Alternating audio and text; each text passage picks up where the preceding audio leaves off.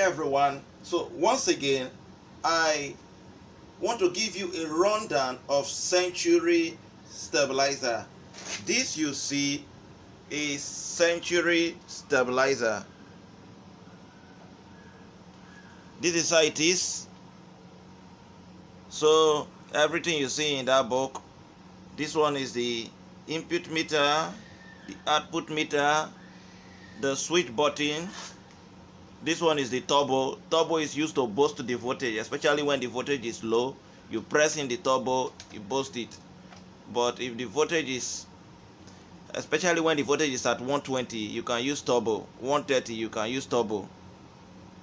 But once it's from 160, I don't advise you using the turbo. So leave the turbo. I normally like leaving the turbo out like this.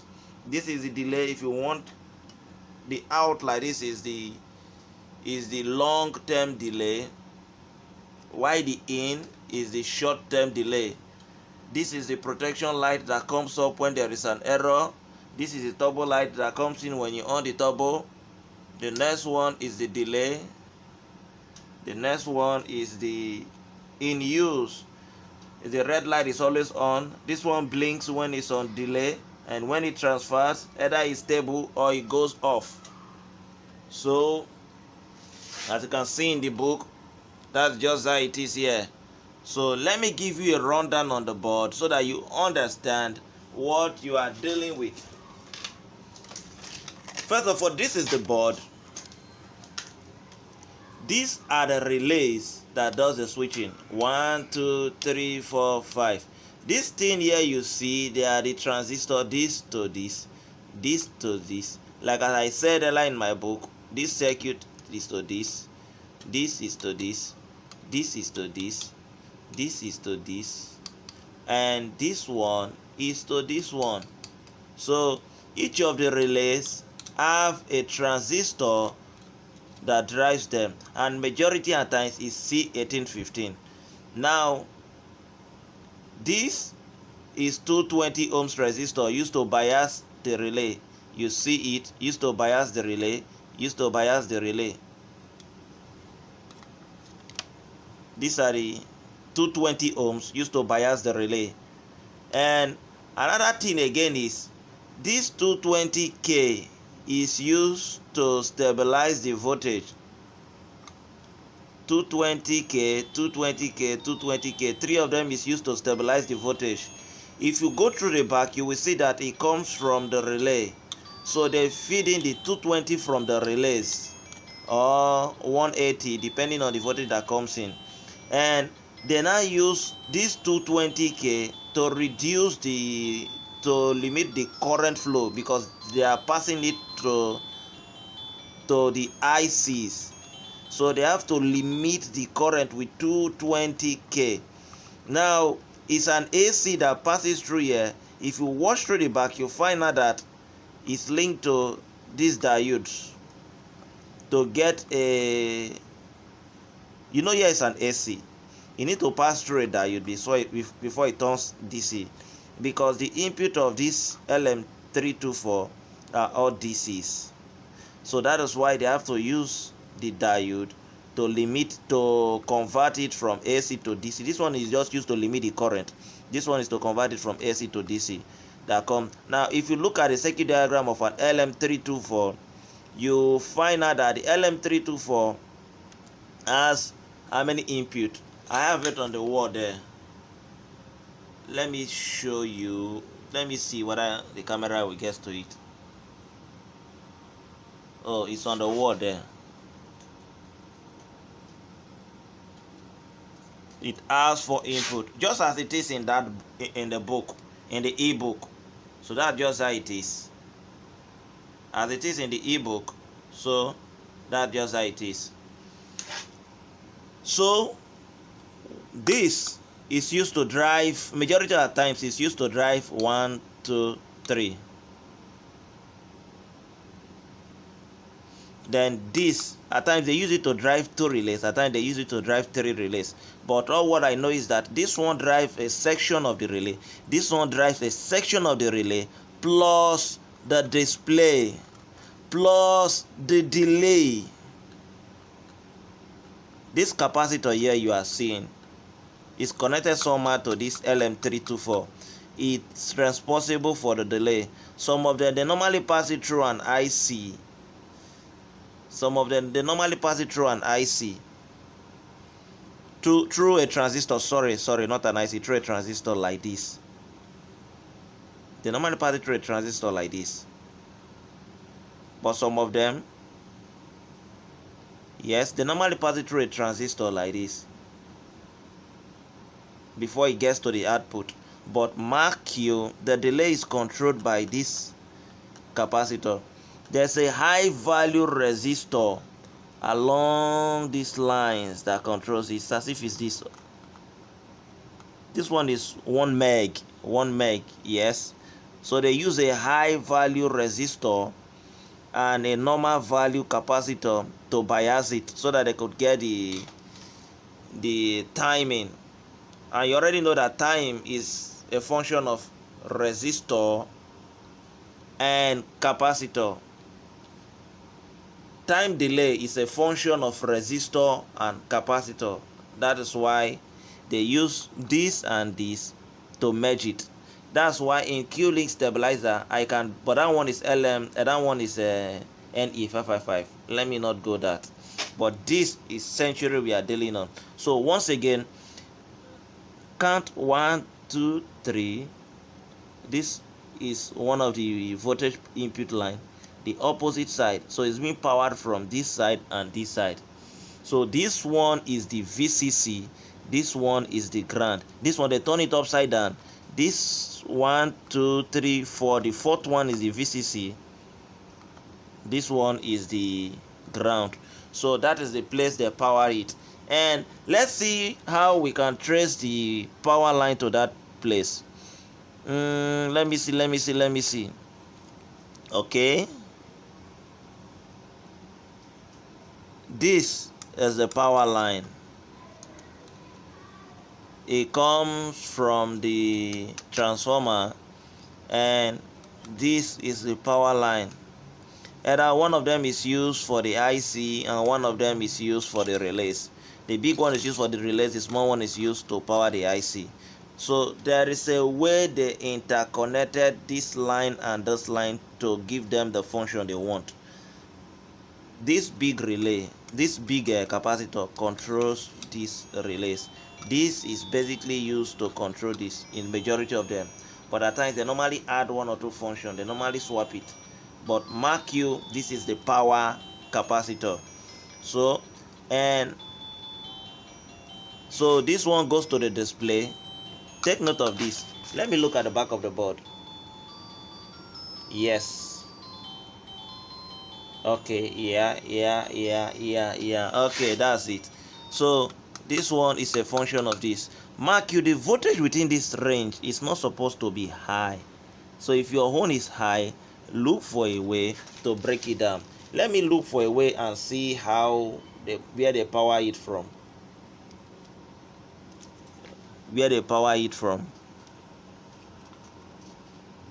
Let me trace it. 1, 2, 3.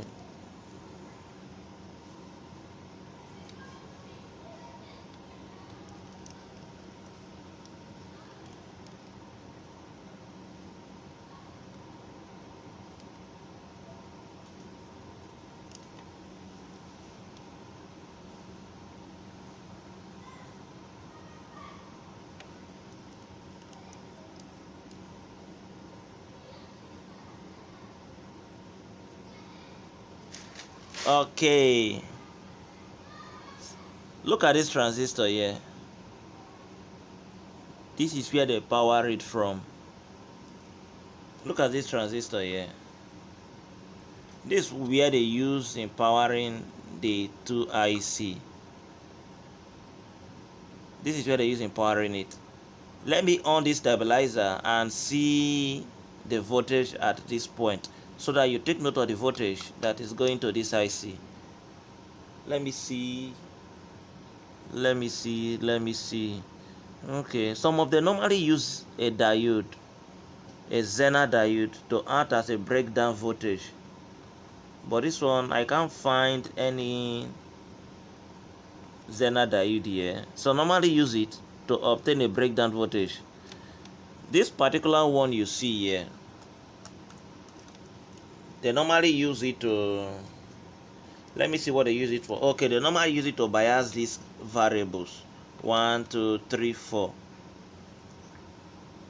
They normally use it to bias these variables. This one is basically responsible when it's at low voltage. This two is basically major controls.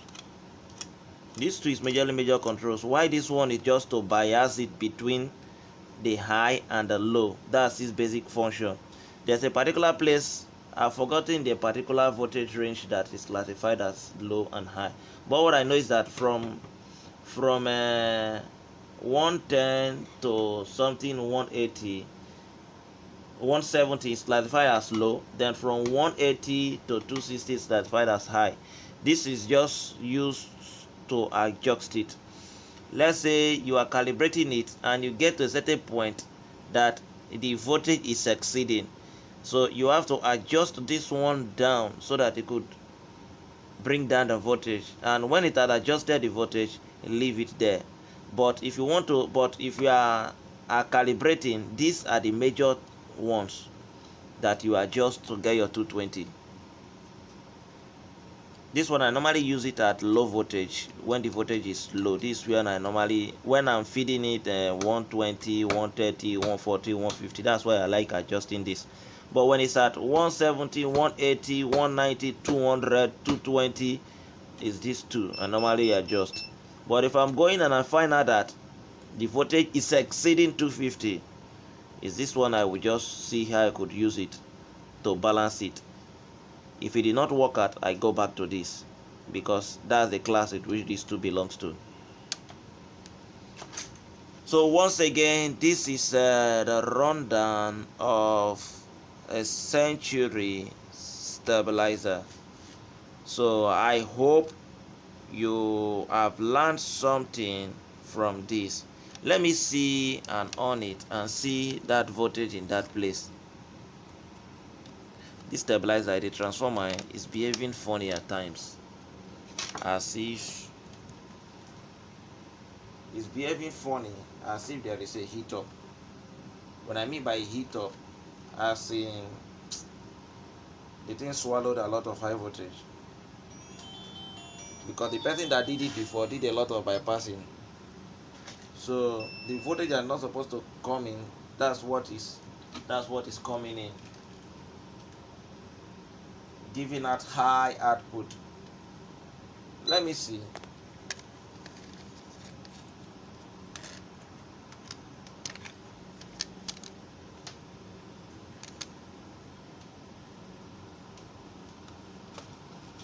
Let me see.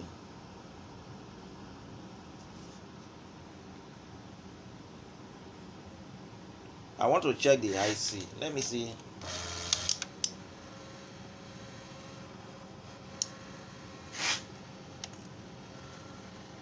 Be careful so that you don't breach your probe.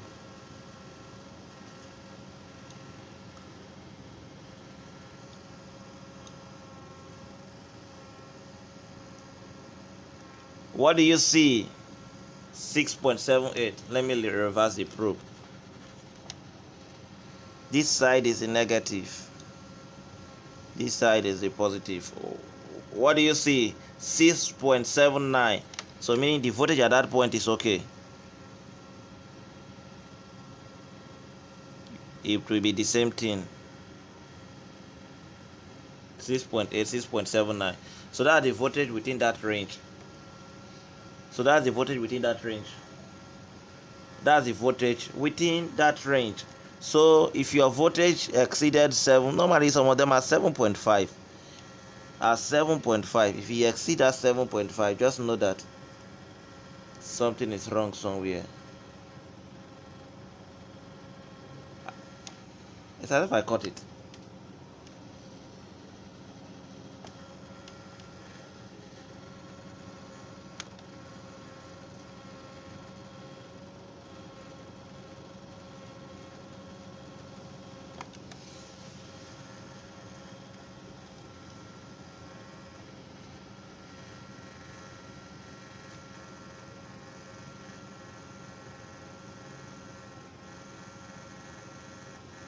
Don't mind the fluctuation. It's the generator that is making it fluctuating. But it will not exceed, I'm not sure of it exceeding 7.5, because the diode is about 7.5.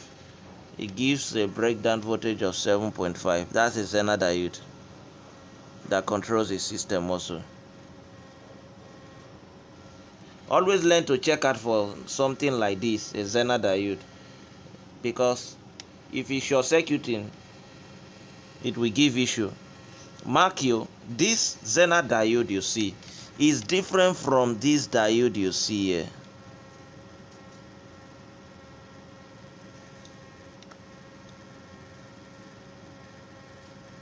Note it, this one is a zener diode.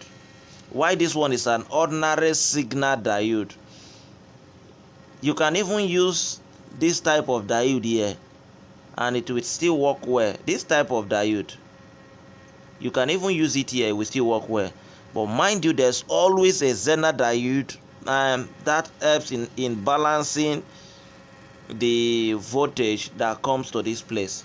So once again, always ensure that this zener diode is okay. I think you see what is giving 7.45, but it will not exceed 7.5. Check out for that zener diode very well, because if that one is affected, the voltage at each of these IC is affected also. And let me first of all read the transistor for you to verify that.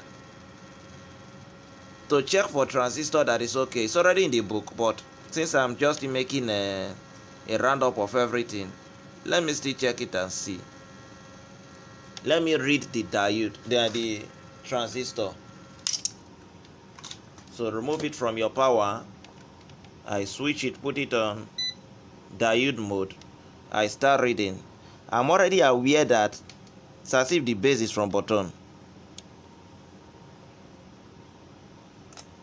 The base is supposed to be from the bottom. Let me verify.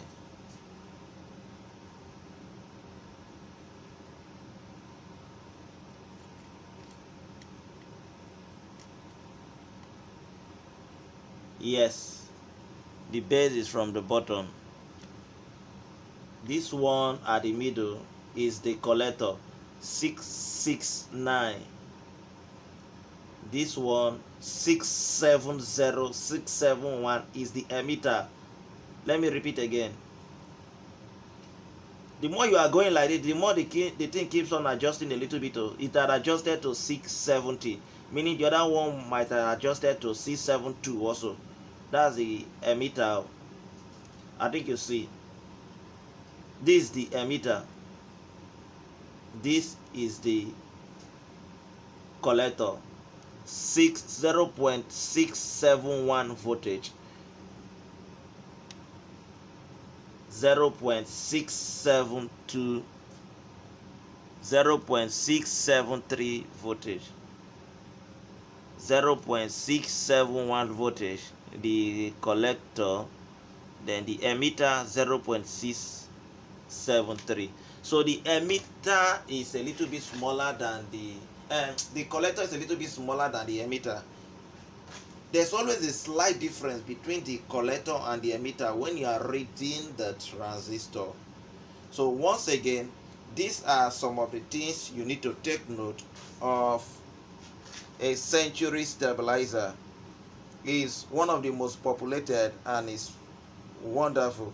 So please don't forget to go through the ebook and see how these variables are being adjusted. So that you get accuracy of what you want. So let me check the voltage of this one. Let me show you the voltage now.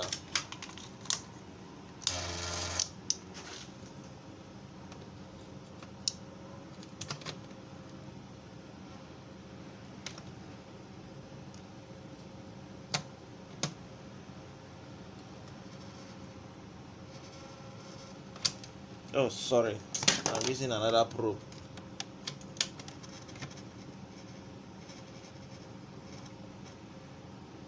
Think you see the voltage?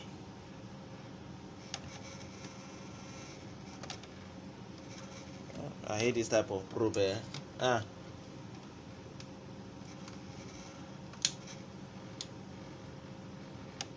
231230. This is another type of meter I normally use. I like this meter and this output. I like the probe. The probe is sweet to use. So this is this one. So meaning it's still okay. So once again, this is everything you need to know. If you still encounter any issue, just let me know and I will clear that point. Thank you. Whew.